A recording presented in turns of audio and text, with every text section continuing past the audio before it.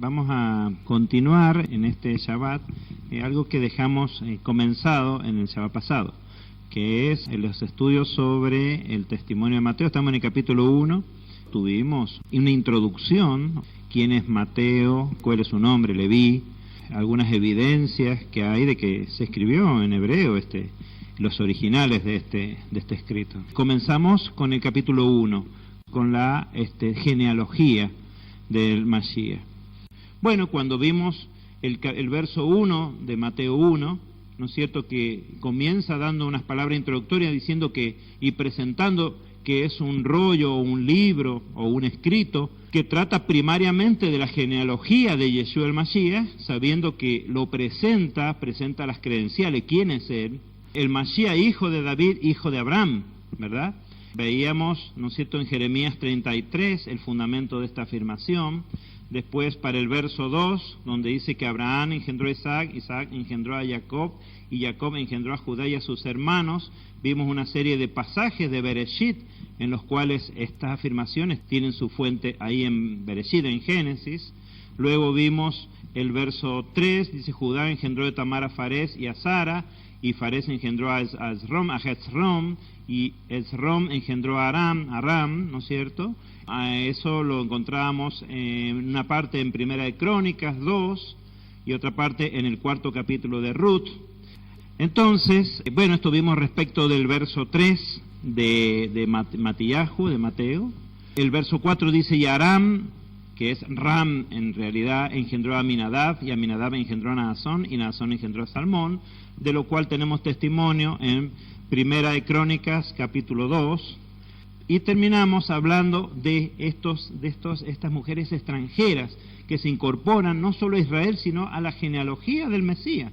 Quienes, dice el verso 5 de Mateo 1, y Salmón engendró de Rahab a Booz, y Booz engendró de Ruth a Obed, y Obed engendró a Isaí. Que vimos que eso está descrito en Ruth, capítulo 4, versos 21 y 22. Bien, con esto vimos, ¿no es cierto?, cómo se incorporan Ruth, la moabita, y Rahab, cananea, se incorporan a la genealogía del Mashiach.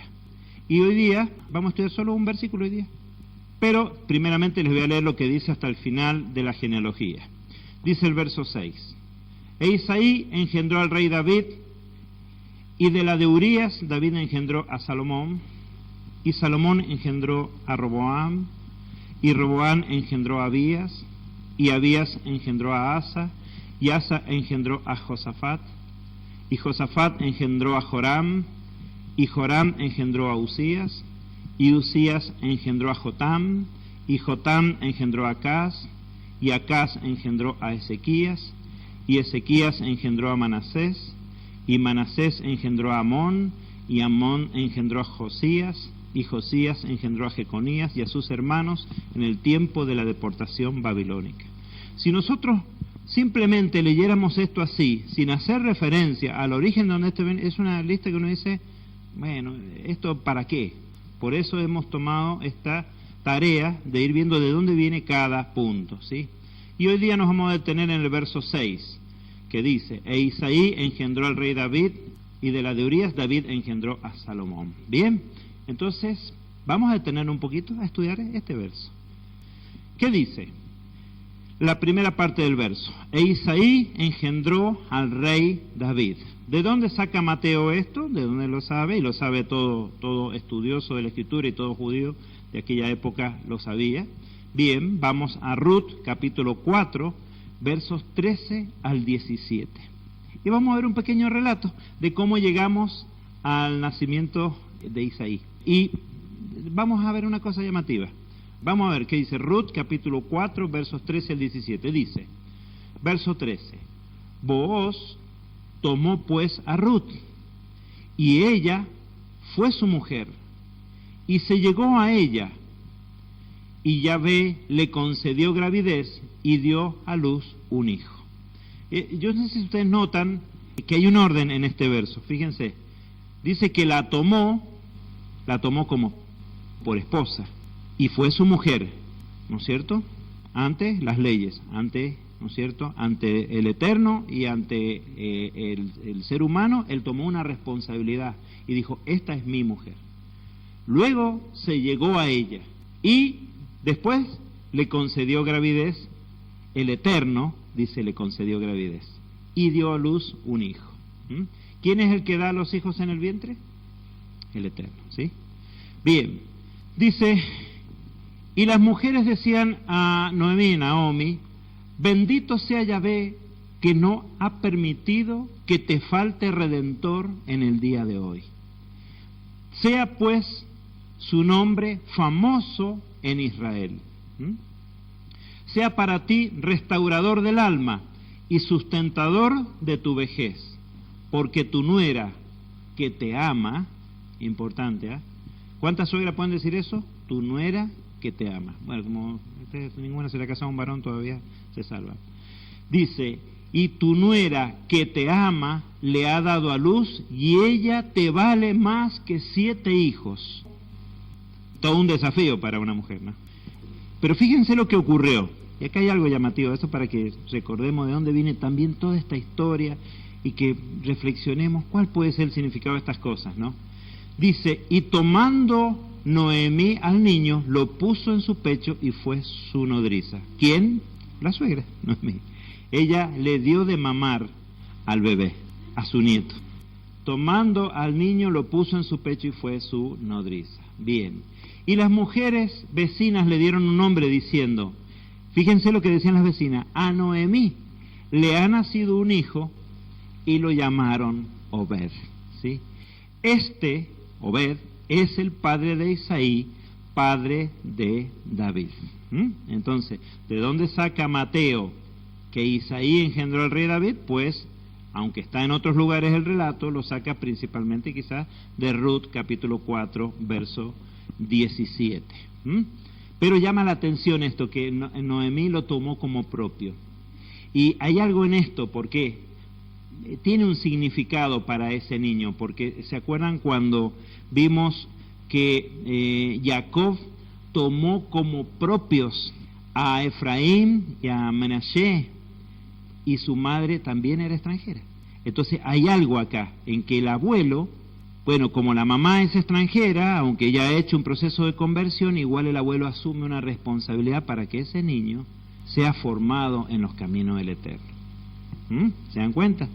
Todo esto estamos viendo cómo la Escritura enseña sobre el tema de la familia. Eso es muy, muy profundo. Entonces, bueno, se casó con una extranjera, pues yo, inclusive en ese acto de amamantarlo, de ser nodriza del niño, quién sabe por qué razón, ¿no es cierto? Quizá hubo necesidad.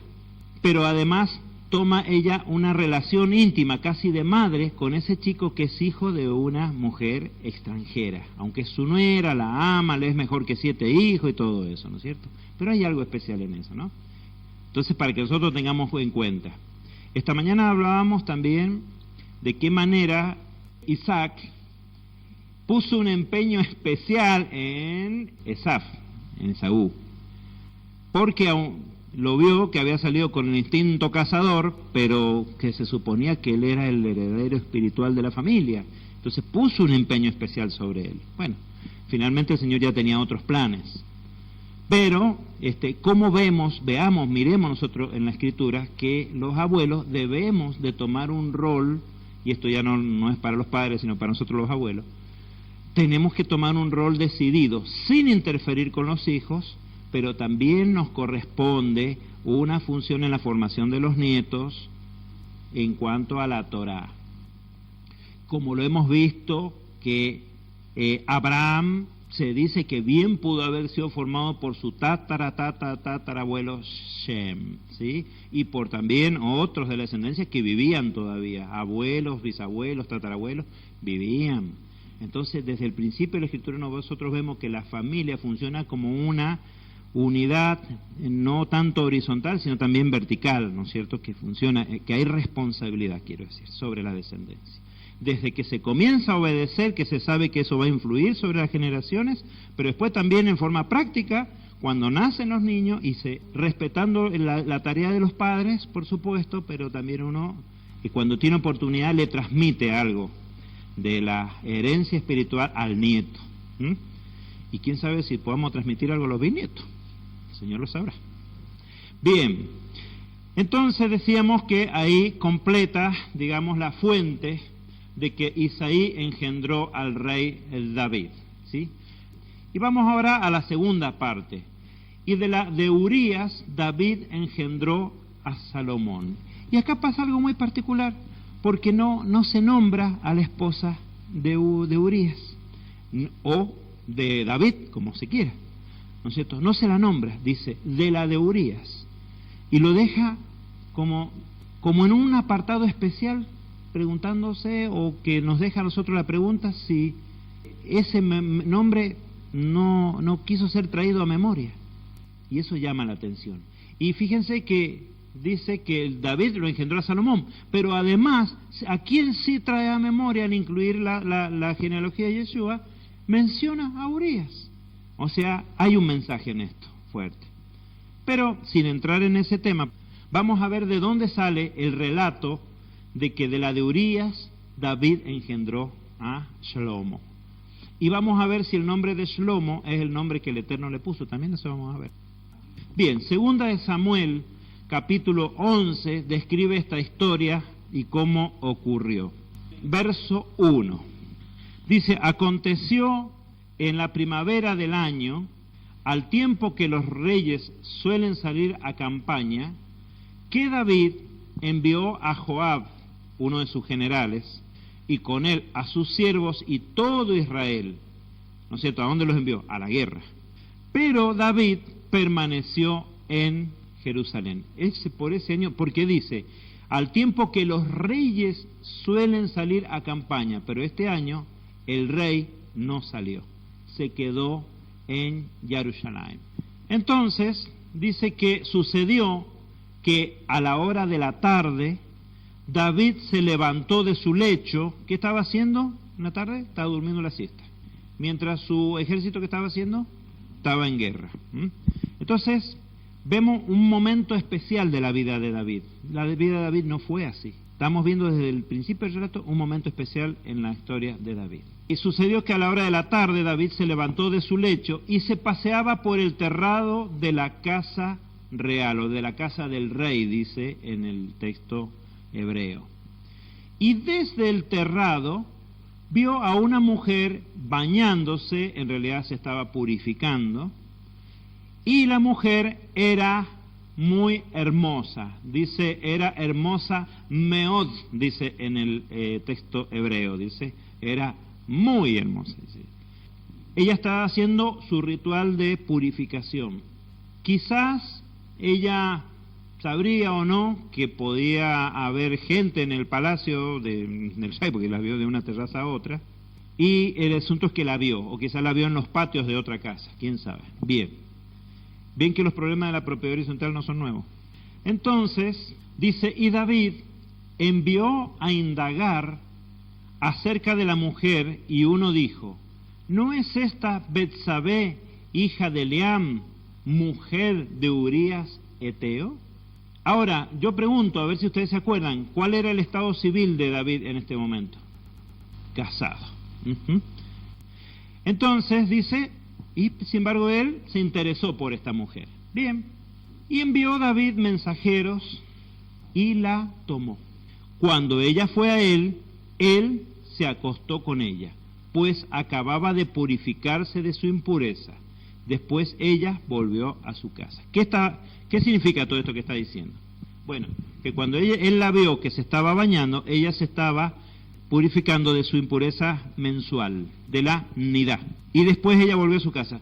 En este verso podrían descubrirse algunas cosas que los comentaristas hebreos dicen, judíos dicen, ¿sí?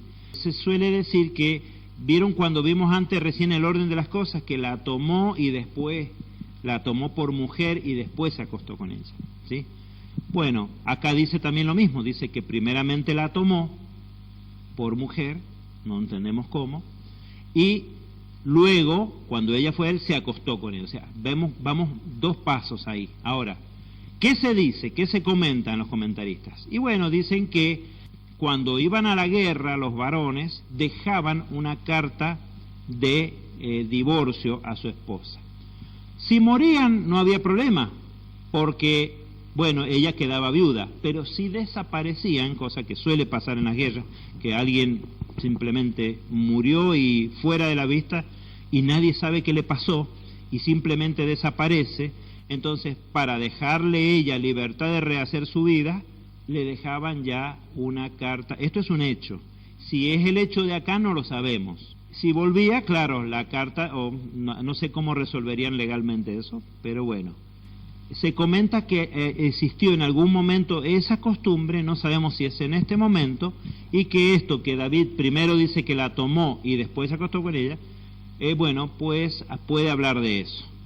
Sin embargo, más adelante vamos a ver que dice que al Eterno no, esto le pareció mal.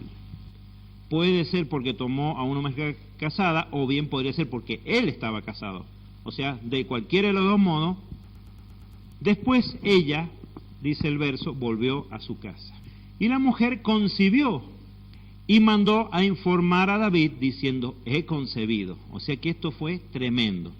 Bueno, claro, se dice, no, porque esto es quizás fuera improbable, porque la mujer tendría que esperar al momento de su ovulación en el mes, que es más improbable, pero no es improbable que conciba tampoco inmediatamente después de haber pasado su tiempo de purificación. Sabemos que la instrucción para la purificación es de 7 días después que terminó, o sea que habían pasado ya unos días. Conociendo la Torá se entiende bien esto, ¿no es cierto? Cómo es el mandamiento. ¿Ven cómo a partir de un verso de Mateo tenemos que meternos profundo para ver qué pasó? ¿Por qué no se nombra a una persona? ¿Por qué se nombra a otra? ¿Sí? Entonces David encargó a Joab diciendo, tráeme a Urías Eteo. ¿Quién es Joab?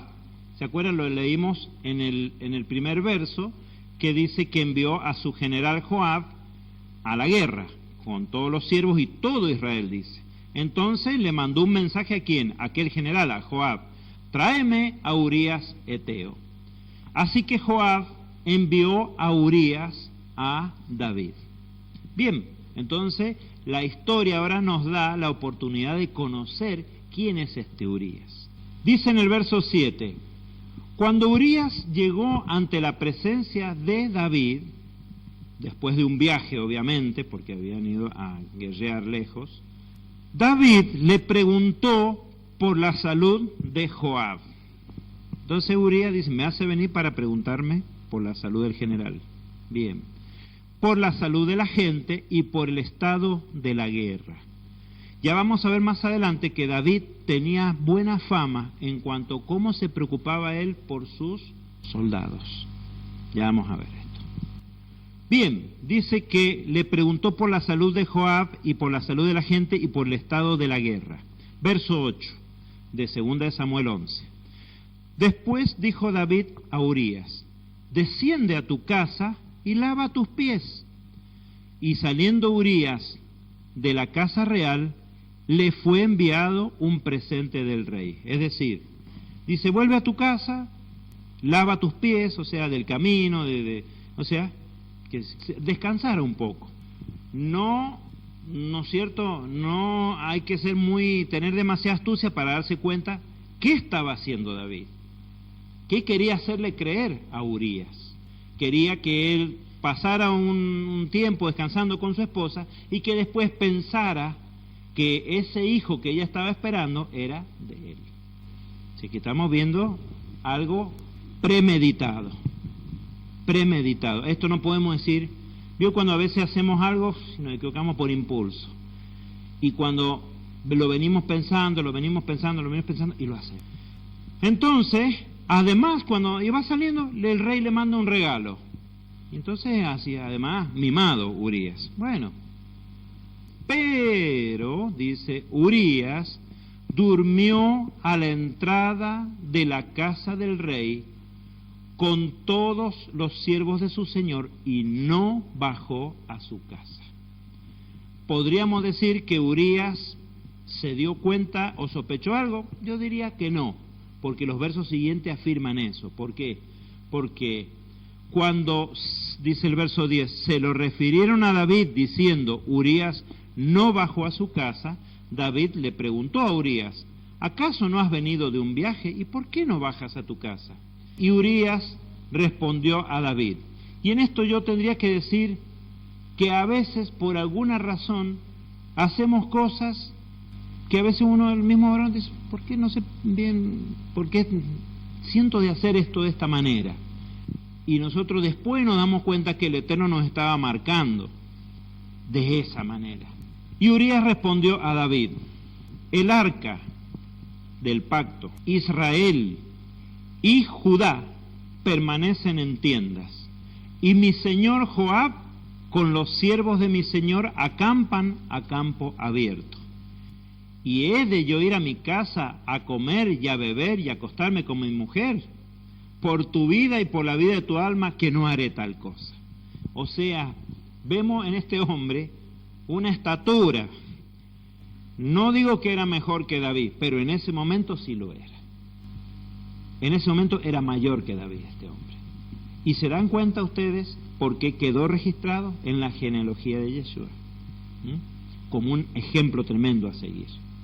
Y por qué, ya vemos, no queda registrada su esposa Betsabé hasta ese momento. Bien, pero sigue la historia. Y dice, y David, en el verso 12, y David dijo a Urías, quédate aquí hoy también, que mañana te dejaré ir. Así pues, Urías se quedó en Jerusalén aquel día y el siguiente. Y bueno, no vayas a tu casa, quédate aquí. Que empezó a pensar qué hacía David. Verso 13. Después David lo mandó a llamar y comió y bebió ante él e hizo que se embriagara. Pero al anochecer fue a acostarse en su cama con los siervos de su señor y no bajó a su casa. ¿Cuál fue el intento de David? Tal vez estando embriagado, estando borracho, estando pasado de copa, pasa de largo y sigue hasta su casa. Porque evidentemente estamos hablando que vivían al lado, digamos así. Era ahí nomás, no era que tenía que viajar mucho hasta su casa.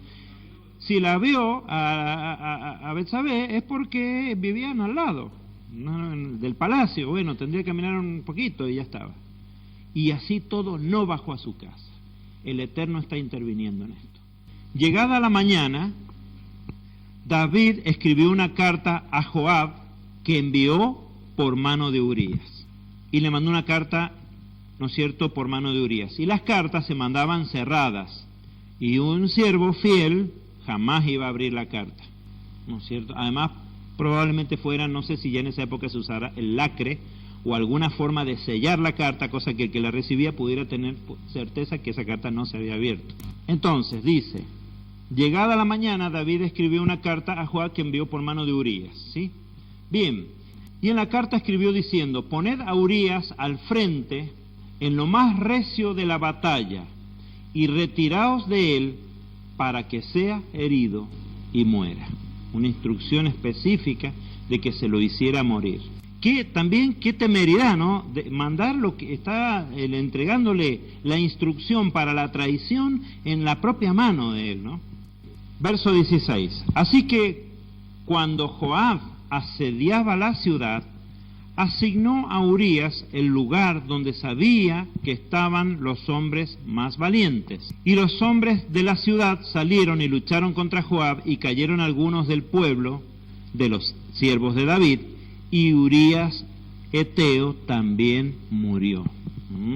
O sea, bueno, se cumplió el objetivo de él, y sus hombres lo cumplieron también, no sé, si acá entramos con el tema de la obediencia de vida, no sé qué, pero lo enviaron. Pero para que él muriera tuvieron que morir otros. Ya vamos a ver que esto no era el plan original.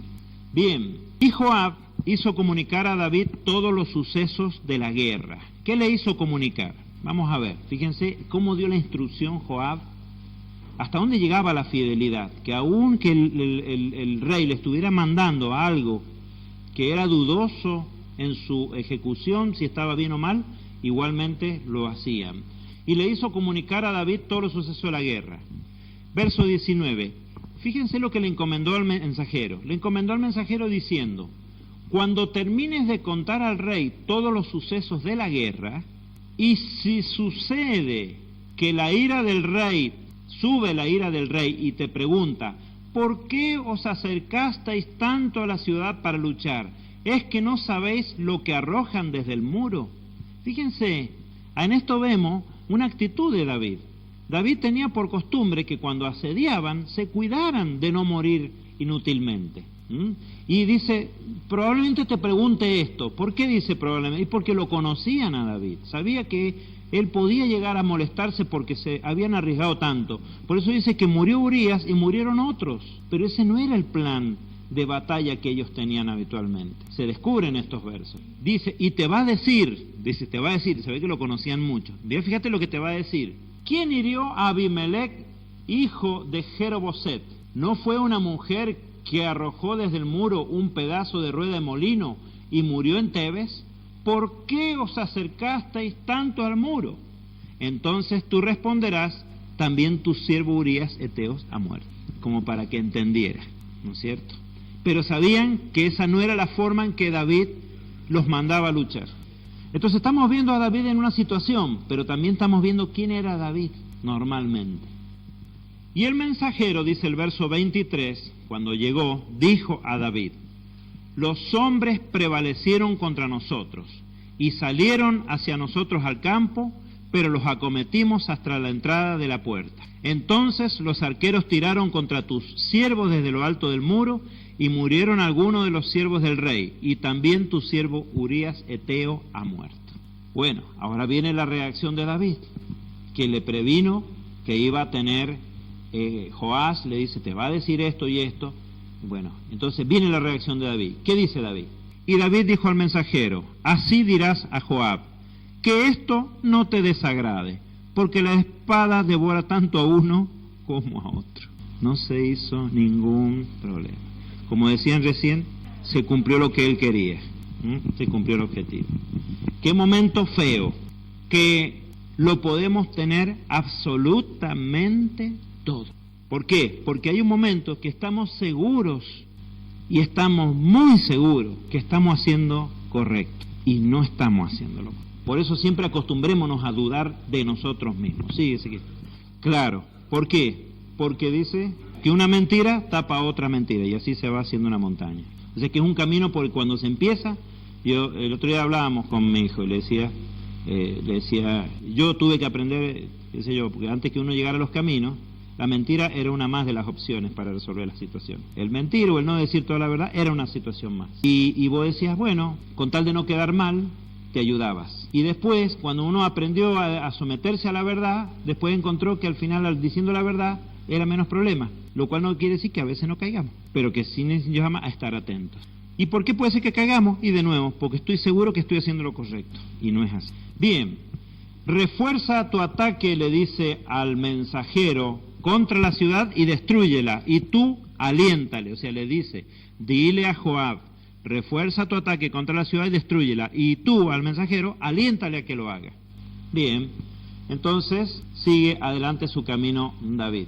Y así, con 2 versos más, termina el capítulo 11. Dice, y al oír la mujer de Urías que su marido Urías había muerto, hizo duelo por su señor. O sea, hizo este duelo formal, ¿no es cierto? Hizo un tiempo de duelo, sí. Cuando pasó el luto, David la hizo traer a su casa y ella fue su mujer y le dio un hijo. Pero lo que David había hecho, ¿qué dice? Fue desagradable ante los ojos del Eterno. Bien, capítulo 12 del segundo libro de Samuel. Vamos a leer, no todos los versos, una parte nomás. Y Yahvé envió a Natán a David. ¿Quién es Natán?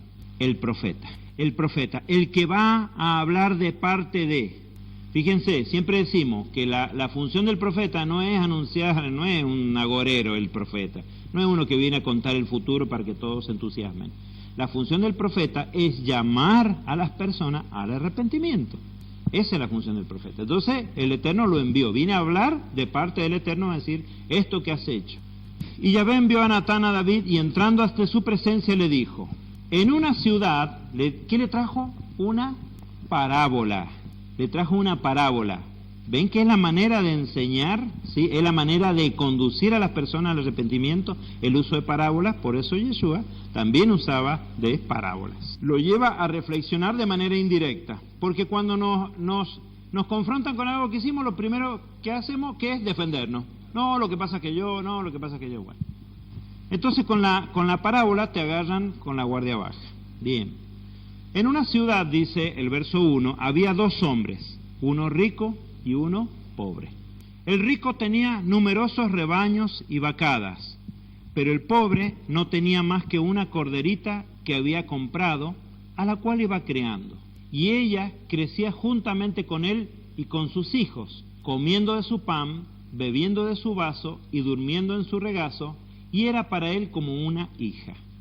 ¿Se acuerdan que decíamos esta mañana cómo es la función del pastor? Que hablábamos en la parashá.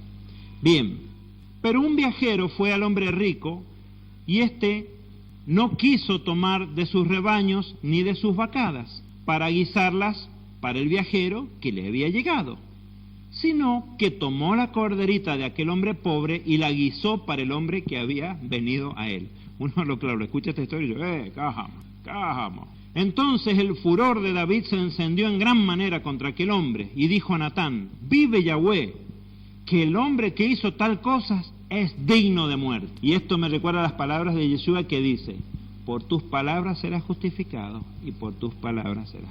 Y esto haciendo referencia a cómo a veces opinamos de las cosas. Por eso siempre que escuchemos historia, ¿qué aprendemos de esto? A ser prudentes para opinar, porque a lo mejor nos estamos condenando a nosotros mismos. Meditemos antes de hablar. Lo cual no quiere decir que si somos dignos de un problema, no lo tengamos que reconocer. Bien, debe pagar 4 veces el valor de la corderita, porque hizo tal cosa y no tuvo compasión. ¿Se acuerdan de Zaqueo? Cuando dice, si he robado a alguno, se lo devuelvo cuadruplicado. ¿Por qué? Porque había habido un robo también en esto. Entonces, ahí nomás saca la Torah. ¿Cómo sacamos rápido la Torah?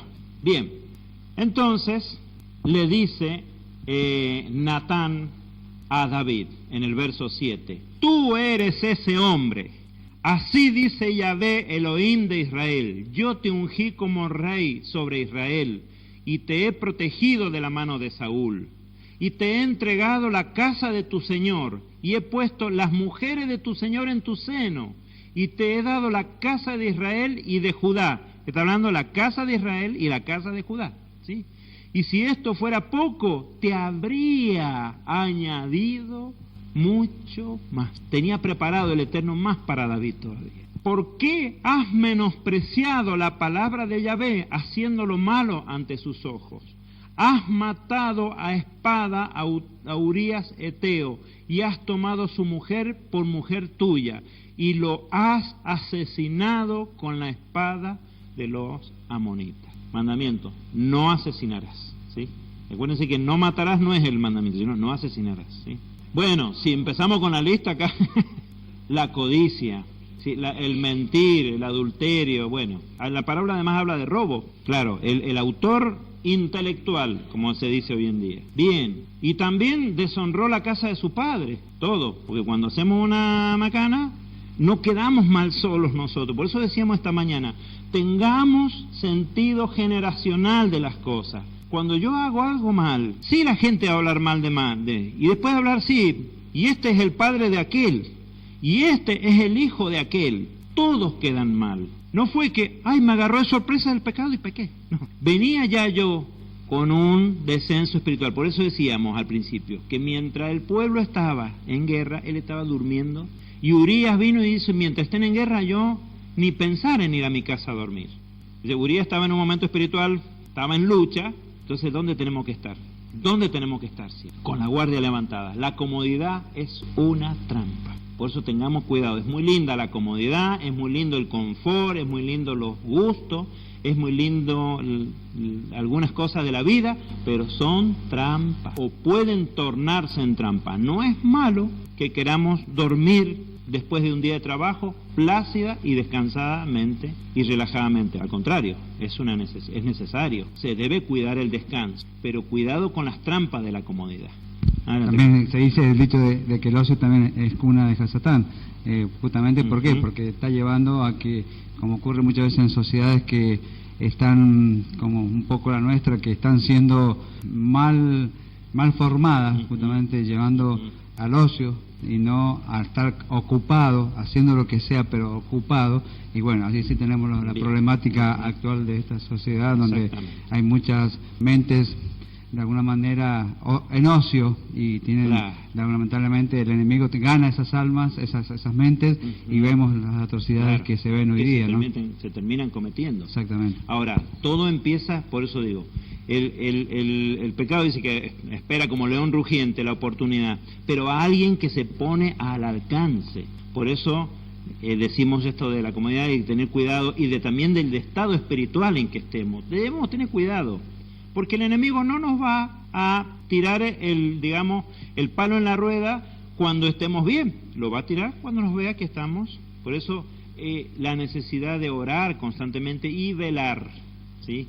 Y velar, y estar en ese como decimos, ese batallar diario, que eso es lo que viene a colación de lo que decía José en el estudio de esta mañana. Claramente, que decía, ¿no es cierto?, que en el tiempo de relajarse, ahí hay un peligro, ¿no es cierto? Y es lo que le pasó a David. Se relajó, se quedó, y en ese momento la transgresión vino. Y después siguió, se fue montando una cosa sobre la otra. Bien, entonces dice, y lo has asesinado con la espada de los amonitas. Verso 10, pero por lo cual, ahora, y acá viene la sanción sobre la vida de David, el Eterno a que se arrepiente lo perdona, pero Él va a mantener, y eso es lo que vamos a ver ahora, hasta dónde llega a veces las consecuencias de lo que pasa, ¿sí? Por lo cual, ahora no se apartará de tu casa la espada, por cuanto me has despreciado. ¿A quién ha despreciado? Al Eterno, al que le dio todo. Dice, y has tomado la mujer de Urías Heteo para que sea tu mujer. Entonces el Eterno está diciendo que la mujer es la de Urías. O sea que lo del documento de divorcio podía ser un documento en espera no válido hasta que no hubiera alguna noticia de real desaparición. Entonces era la mujer de Urías la que tomó. Dice, para que sea tu mujer. Así dice Yahvé, he aquí yo hago levantar el mal contra ti desde tu propia casa. Tomaré tus mujeres delante de tus ojos y las daré a tu prójimo, y él se acostará con tus mujeres a la vista de todos. ¿Quién es la persona que le hizo esto a David? ¿Quién se acuerda?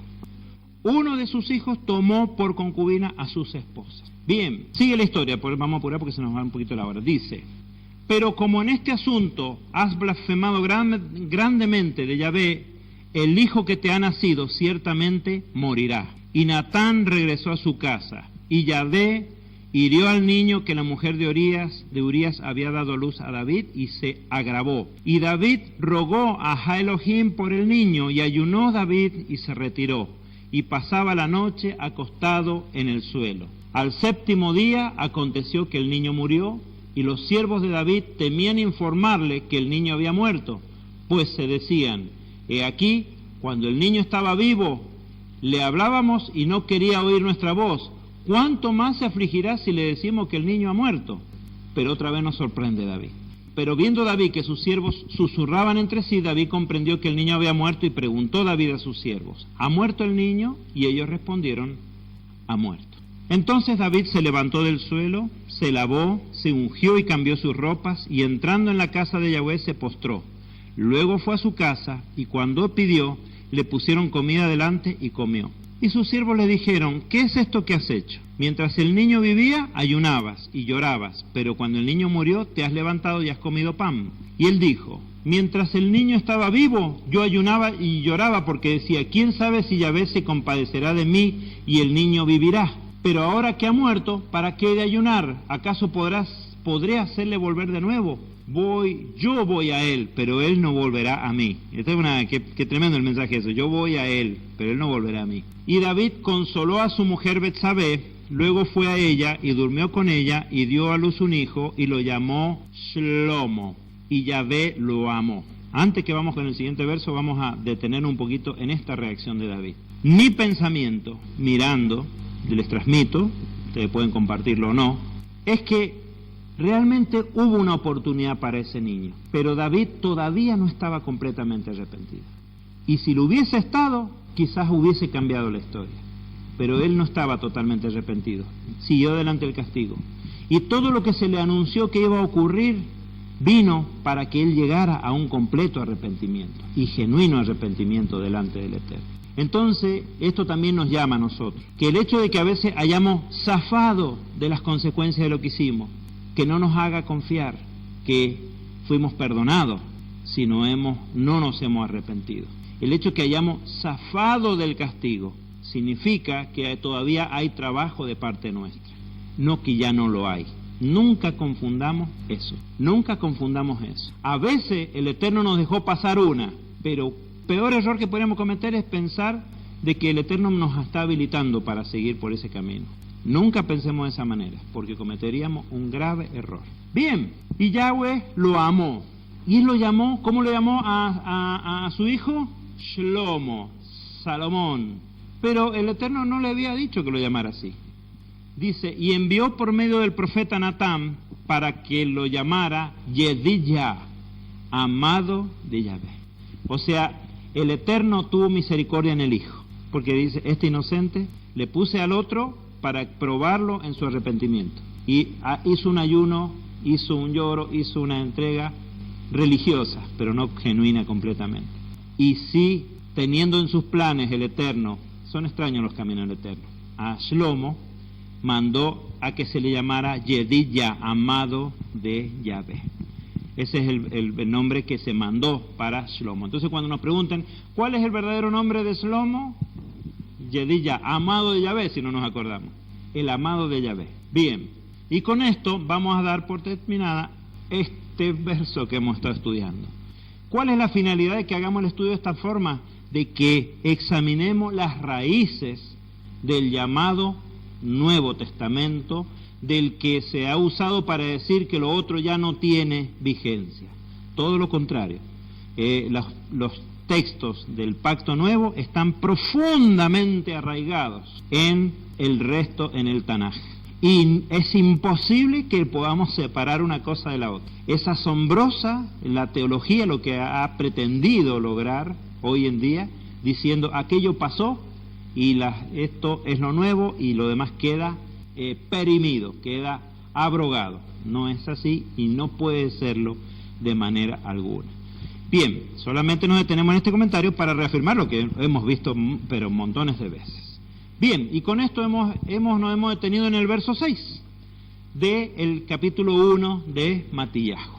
¿Sí? Amén. Bien, vamos a ponernos de pie y vamos a entregar este Shabbat que acaba de concluir a nuestro Padre. Gracias por lo que